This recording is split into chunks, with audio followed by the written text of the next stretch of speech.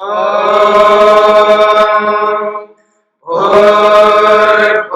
स्वः तत्सवितुर्वरेण्यं भर्गो देवस्य धीमहि धियो यो नः प्रचोदयात्।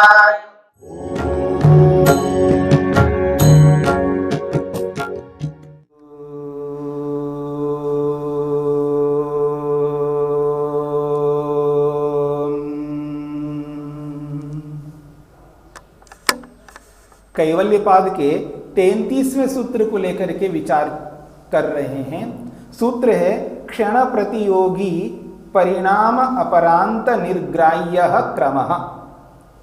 क्रम किसे कहते हैं, इस बात को लेकर के चर्चा हो रही है।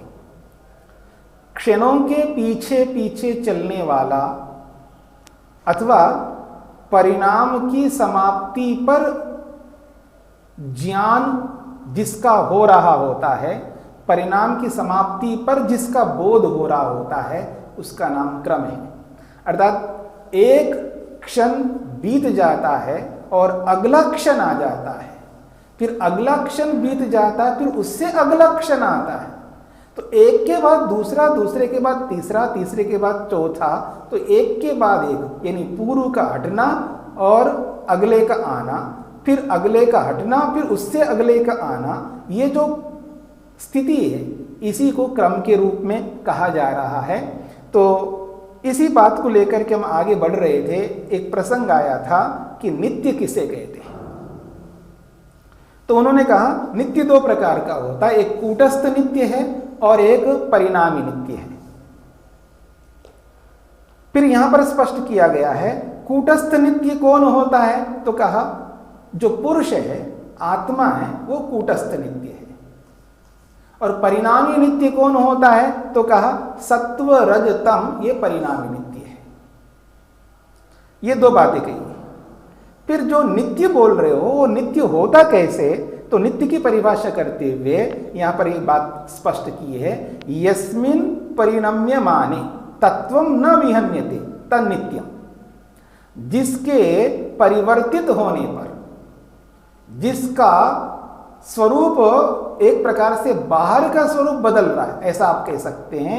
जिसके परिणित होने पर उसका जो मूल स्वरूप है वो नहीं बदलता, उसको नित्य कहते हैं। ये बात कही जा रही है।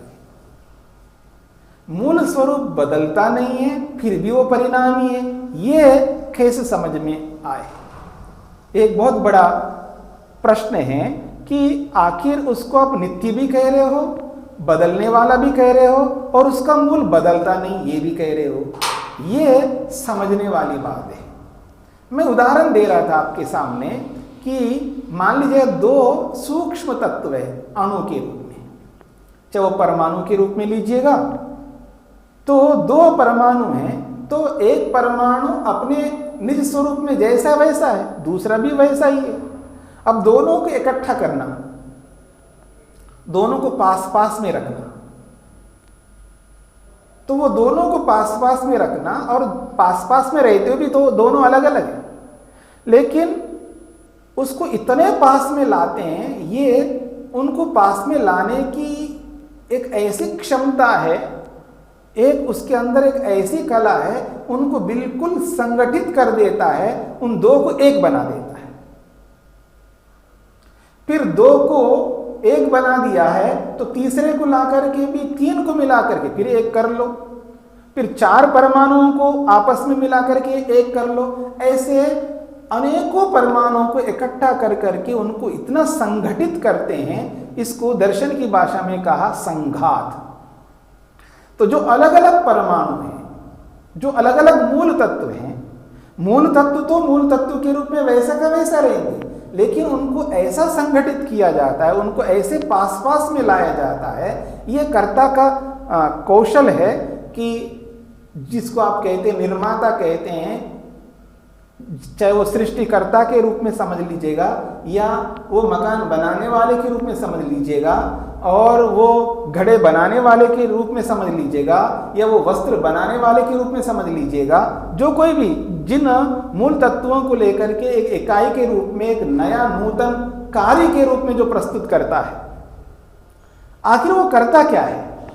तो अलग अलग तत्वों को लेता है और उन अलग अलग तत्वों को लेकर के उसको ऐसे संगठित करता है, ऐसे उनको पास पास में ला करके रख देता है, जिसका नाम दिया है संघात। उस संघात से वो इकाई रूप धारण कर लेता है। बस उसकी ये कौशलता है जो अलग अलग तत्वों को इकट्ठा करके एक तत्व के रूप में प्रस्तुत करता है। तो उसका जो मूल तत्व है, देखिए रोटी जो बनाते हैं, जो भी माताएं रोटी बनाती हैं, तो रोटी के जो कण हैं आटे के रूप में, वो जैसा है वैसा रहेगा, उसमें कोई परिवर्तन नहीं हुआ। फिर हुआ क्या है? तो आटे को इकट्ठा किया है, जो आपको हाथ में लेंगे तो ऐसा अलग अलग होता है आटा, उसको इकट्ठा किया है। पानी अलग है अपने आप में, पानी एक अलग चीज है, आटा एक अलग चीज है। अब दोनों पानी को साथ में जोड़ दिया और उसको ऐसा संगठित किया, ऐसा पास में लाया हो, गूंद गूंद करके उसको ऐसे इकट्ठा करके उसको बेल करके एक रोटी के रूप में उसने प्रस्तुत कर दिया। जैसे आटे और पानी को मिला करके एक रोटी के रूप में प्रस्तुत करता है, ऐसे मिट्टी को और पानी को मिला करके एक घड़े के रूप में प्रस्तुत करता है। तो ठीक इसी प्रकार से ये जो कपड़ा बनाते हैं, अलग अलग धागे जो होते हैं, उन अलग अलग धागों को ऐसे पास पास में रखता है, किसी यंत्र का सहारा लेकर के इतना संगठित करता है, इतना पास पास में उसको जोड़ देता है, जिसको दर्शन की भाषा में कहते हैं संघात। उस संघात से वो इकाई रूप धारण कर लेता है, एकत्व उसमें आ जाता है, वो अलग अलग नहीं होते। तो ये जो स्थिति उत्पन्न करने वाला जो करता है, उसका ये करामात है ऐसा आप कह सकते हैं, उसकी वो कुशलता ये कह सकते हैं, जो अलग अलग अणुओं को, कणों को, अलग अलग पदार्थों को इकट्ठा करके उसको इतना संगठित कर देता है, इतना एकत्रीकरण कर लेता है, उसी को संघात के रूप में बोलते हैं। फिर वो एक के रूप में सामने आ जाता है। यद्यपि उसमें अनेक अवयव है, वो अनेक अवयव अनेक के रूप में नहीं दिखता, वो इकाई के रूप में धारण किया हुआ होता है। बस यही संघात है, इसी को परिणाम कहा है। और इसी परिणाम के होने पर भी वो जो मूल तत्व है, चाहे वो आटापन कहो या वो मिट्टीपन कहो या धागेपन कहो, जो जैसी वस्तु है उसका वो मूल स्वरूप में कोई परिवर्तन नहीं होता, वो वैसा का वैसा रहता है। ये बात कही जा रही है कि परिणामी यस्मिन परिणम्यमाने, जिसके बदल जाने पर, क्योंकि आटा आटे के रूप में नहीं दिखाई दे रहा होता, मिट्टी मिट्टी के रूप में दिखाई नहीं दे रही होती है, क्योंकि परिणित हो गई हो, यानी रोटी के रूप में, वो कपड़े के रूप में वो आ गए सामने। तो जिसके परिणित हो जाने पर भी तत्वम न विहन्यते, उसका जो मूल स्वरूप है, वो जो मिट्टीपन है, जो उसके अंदर धागेपन है, उसके अंदर जो आटापन है, वो कभी बदलेगा नहीं, वो वैसा का वैसा रहता है। उसी को नित्यम, नित्य शब्द से बोला जा रहा है। अब कहते हैं उभयस्य च तत्व अनभिघातात् नित्यत्वम। उभयस्य च, दोनों की नित्यता है। उभय का अर्थ होता है दो, तो दोनों की ही नित्य, उभयस्य का मतलब दोनों की। दोनों कौन है? एक कूटस्थ और एक परिणामी। तो कूटस्थ हो या परिणामी हो, इन दोनों की तत्व अनभिघाता, उनमें जो मूल स्वरूप है दोनों में, उसका विघात ना होने से, उसके अंदर बदलाव ना होने के कारण से नित्यत्वम, दोनों की नित्यता है। उभयस्य नित्यत्वम, दोनों की नित्यता है। क्यों? तत्व अनभिघाता, मूल स्वरूप में कोई विघात, कोई परिवर्तन ना होने से, ये इसका अभिप्राय है। अब कहते हैं, अब एक एक को समझाने का प्रयत्न करते हैं। जो परिणामी नित्य किस रूप में होता है और कूटस्थ नित्य किस रूप में होता है। अब कह रहे हैं तत्र गुणधर्मेषु बुद्ध्यादिषु परिणाम अपरांत निर्ग्राह्य क्रम लब्ध पर्यवसानः। वो कहते हैं उन दोनों प्रकार की नित्यता वाले पदार्थों में जो सत्वर स्तंभ रूपी जो गुण है, उसको लेकर के बताया जा रहा है। गुण धर्मेशु, गुणों के जो धर्म है, या धर्म शब्द कार्य के लिए आता है। यहाँ धर्म शब्द कार्य, गुणों का जो धर्म है अर्थात गुणों का जो कार्य है, इसलिए को बोला है गुणधर्मेषु, खोला है उस शब्द को बुद्ध्यादिषु, यानी बुद्धि आदि जो कार्य पदार्थ हैं, क्योंकि सत्व रजतम तो कारण है, उनसे बने हुए जो कार्य है, तो सत्व रजतम का सबसे पहला कार्य है बुद्धि यानी महतत्व। और आदि शब्द से अहंकार लीजिए, तन्मात्राएं लीजिएगा, जो भी आगे के जो कार्य पदार्थ हैं उन सबको आप ले सकते हैं। तो महतत्व से लेकर के 5 महाभूतों तक जितने भी कार्य पदार्थ हैं उन सबको आप ले सकते हैं। इसलिए आदि शब्द से पंचमहाभूतों तक कार्यों को ग्रहण करना है। तो कह रहे हैं गुणधर्मेषु, अर्थात गुणों के जो कार्य है, गुणों के जो भी कार्य है वो सारे के सारे कार्य यहाँ पर धर्मों के रूप में बोला गया है। उन कार्यों में परिणाम अपरांत, उनका जो परिणाम है जब वो समाप्त होता है, उसकी समाप्ति से निर्ग्राह्य क्रम, वो जो क्रम जो है गृहीत होता है। जब परिणाम समाप्त होता है, अर्थात जब बुद्धि समाप्त होती है, बुद्धि अपने कारण में विलीन होने लगती है, तब उसका क्रम दिखाई देगा।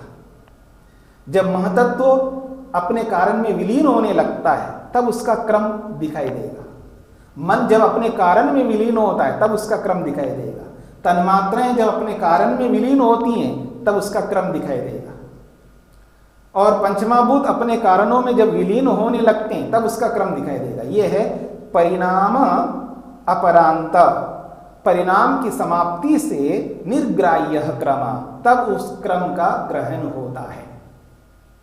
बोला जा रहा है लब्ध पर्यवसान, पर्यवसान लब्ध, जब उसकी समाप्ति होती है, यानी परिणाम की समाप्ति से ही लब्ध, वो क्रम जो है प्राप्त होता है, लब्ध होता है। लब्ध का मतलब है प्राप्त होना।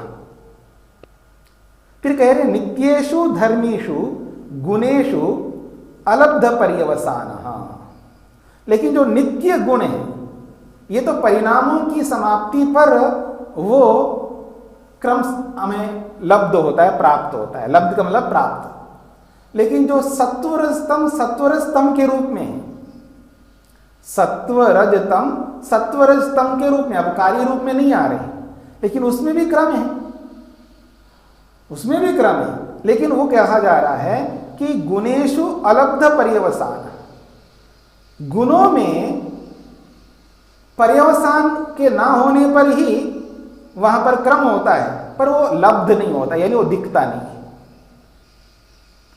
जो सत्वरजतम है उस सत्वरजतम में पर्यवसान तो नहीं होता है, क्योंकि सत्वरजतम तो हमेशा रहेंगे, उसमें समापन तो नहीं होगा। तो समाप्त ना होने पर, जब वहां कोई समाप्ति नहीं है, तो वो क्रम कैसे लब्ध होगा, क्रम कैसे दिखाई देगा? दिखाई नहीं देगा। यद्यपि क्रम वहां पर भी है, लेकिन वो दिखाई नहीं देगा। हमने परिभाषा ये किया है कि परिणाम पर्यवसान क्रम, जब परिणाम जब समाप्त होता है तब क्रम दिखाई देता है। तो यहां तो परिणाम समाप्त होता ही नहीं, क्योंकि परिणाम ही नहीं है यहां पर। तो जिस मूल तत्व का परिणाम ही नहीं होता है, इसलिए वहां वो क्रम भी प्राप्त नहीं होता है। ये बात कही जा रही। ये बात आपको थोड़ा सा और बाद में समझ में आ जाएगा, इसकी चर्चा करेंगे तब स्पष्ट होगा। इतना ही समझना है, यहां पर मूल तत्वों का समापन ना होने से उसका क्रम प्राप्त नहीं होता है, और जो कार्य पदार्थों की जो समाप्ति है उसके बाद क्रम आपको समझ में आता है, क्योंकि उस परिणाम की समाप्ति से उसका क्रम प्रतीत हो रहा होता है। ये दो बातें कही यहां पर। अब यहां पर आगे हम बढ़ते हैं, ये कहना चाहते हैं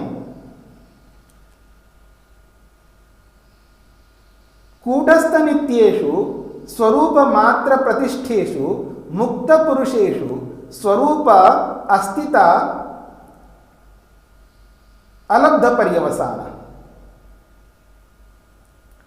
स्वरूप अस्तिता क्रमेण एव अननुभूयते इति तत्र अपि अलब्ध पर्यवसान। कहा जा रहा है कूटस्थ नित्येषु, जो कूटस्थ नित्य पदार्थ हैं, जितनी भी आत्माएं हैं, उन सभी आत्माओं को ले सकते हैं, चाहे आत्मा हो चाहे परमात्मा हो। तो कूटस्थ नित्येषु स्वरूप मात्र प्रतिष्ठेषु, जो कि अपने स्वरूप में वो विराजमान है। जो पुरुष जैसा है उसी स्वरूप में विराजमान हमेशा रहेगा, उसमें कोई परिवर्तन नहीं होता। आत्मा में जैसी इच्छा है वो इच्छा वैसी की वैसी रहेगी, आत्मा में जैसा प्रयत्न है वो प्रयत्न वैसा का वैसा रहेगा। जो आत्मा का जैसा स्वरूप है वह स्वरूप वैसा का वैसा रहता है। अब शरीर के साथ जोड़ करके आत्मा को मत देखिएगा, शरीर के साथ जोड़ोगे तो इच्छाएं बदल जाएंगी, पुरुषार्थ भी बदलाव दिखाई देगा पुरुषार्थ में, क्योंकि यहाँ अविद्या के कारण से इच्छाएं बदलती हैं, अविद्या के कारण से उसका प्रयत्न बदलता हुआ दिखाई देगा। लेकिन केवल आत्म तत्व में देखिएगा, केवल आत्मा को आत्मा के रूप में आप कल्पना करके देखिएगा, वो आत्मा जिस स्वरूप में विराजमान है वैसा ही रहेगा। ये बात आपको पकड़ में ना आए तो आप गीता के उस श्लोक को समझ लीजिएगा, नैनम छिंदन्ति शस्त्राणि नैनम दहति पावक।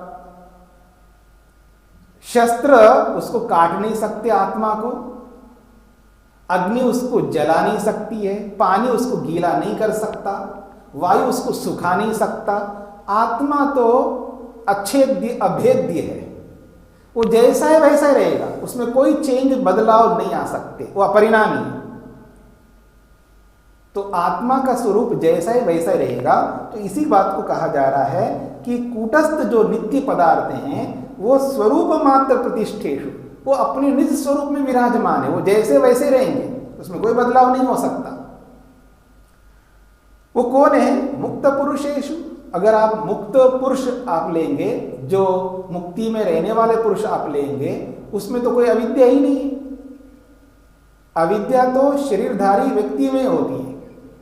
तो इसलिए मुक्त पुरुषेषु, यहाँ मुक्त पुरुष यानी जो दुखों से मुक्त हो चुके हैं, जो मुक्त आत्मा है, उस आत्मा को भी अगर आप ध्यान में रख करके देखिएगा तो वो अपने निज स्वरूप में विराजमान है। स्वरूप अस्तिता क्रमेण, उनकी जो स्वरूप की जो स्थिति है, उसकी जो अस्तित्व है स्वरूप की, उस स्वरूप की अस्तित्व से उस अस्तित्व के क्रम से अनुभव में आने लगता है। इसलिए तत्र अपि अलब्ध पर्यवसान, वहां पर भी पर्यवसान नहीं होता है, वहां भी समाप्ति नहीं होती, वो तो जैसा वैसा रहेगा। समाप्ति, परिणाम की समाप्ति वहीं पर होती है जहां पर कार्य पदार्थ होते हैं, जहां नित्य पदार्थ मूल स्वरूप में विराजमान होते हैं, वहां पर्यवसान नहीं होता, वहां समाप्ति होती नहीं है। फिर भी वहां क्रम होता है, फिर वो क्रम अस्तित्व को लेकर के वहां क्रम बनता है। यही बात यहां पर कहना चाहते हैं कि फिर भी वहां क्रम कैसे होता है, कैसे अनुभव होता है? तो कहा शब्द पृष्ठेन अस्ति क्रियाम उपादाय कल्पिते इति। वो कहते हैं शब्द पृष्ठेन, वहां शब्द के सहारे से, शब्द पृष्ठेन मतलब शब्द के द्वारा, जैसे आत्मा अस्ति, आत्मा अस्ति, आत्मा अस्ति, अस्ति कहो या विद्यते कहो, या आप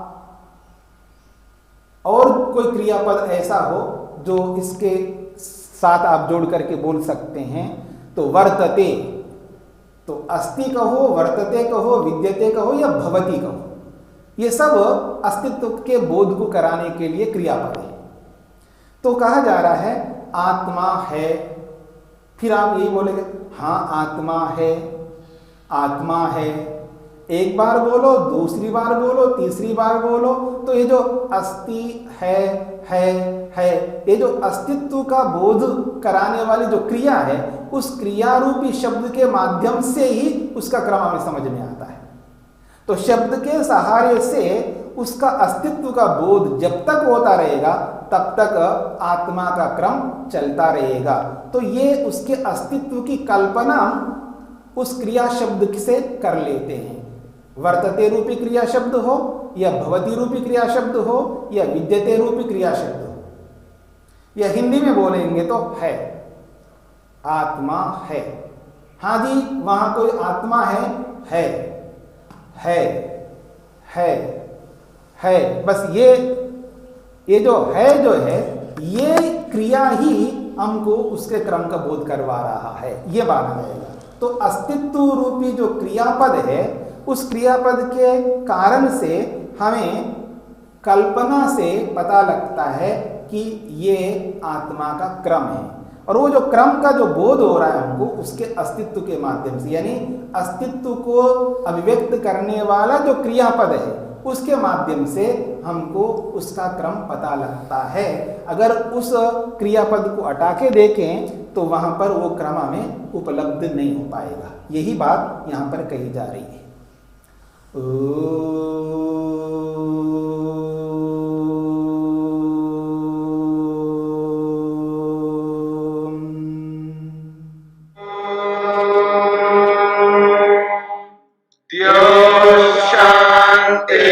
शान्तिरन्तरिक्षं शान्ति पृथिवी शान्तिरापः शान्तिरोषधयः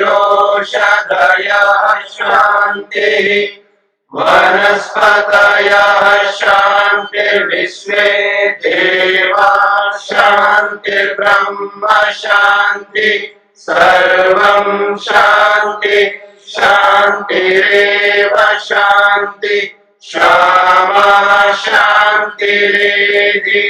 ॐ शान्ति शान्ति शान्तिः।